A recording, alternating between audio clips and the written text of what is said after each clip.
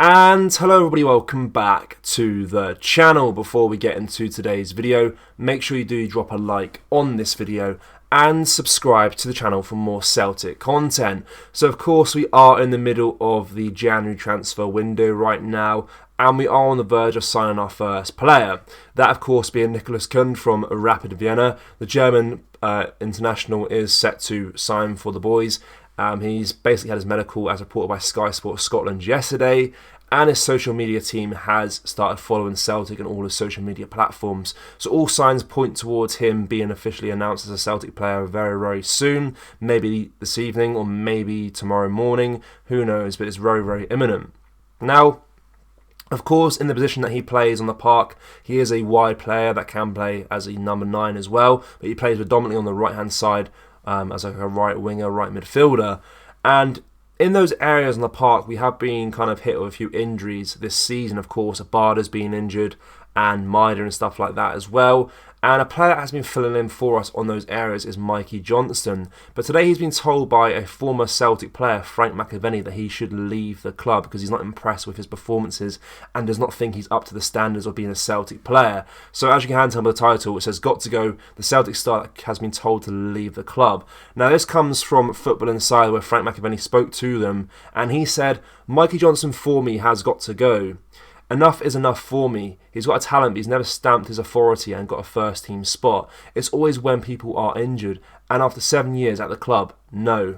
So pretty harsh words there from former Celtic player Frank McAvenny. Of course, he played for Celtic in the 80s, a bit of a legend at the club. And you know, I got to say, it's very harsh words, but I am somewhat of an agreement with him. Of course, 7 years at the club, not really stamped his authority, as he said, in that position on the park. And I do think Mikey Johnston should leave. I spoke about this probably in October time. I did say that, you know, he's got to push towards being a regular into the first team between now and January. Of course, that was 3 months. And yes, he's made it into the first team due to injuries in certain areas. Yes, he had a brace at Dens Park, which was very, very good, but it's not consistent enough, and he's not quite got that quality to be a Celtic player, a regular first team player. And I do think it would be best for him and his career if he was to depart at some point this transfer window. It sounds very harsh, but I am in agreement with Frank McAvenny there a little bit.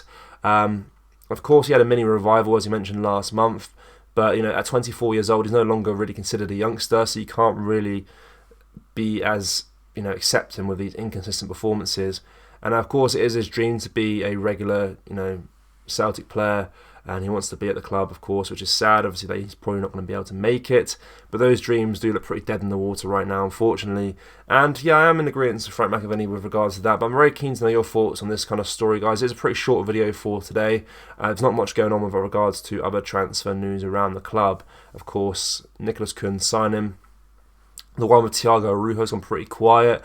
No links to strikers right now.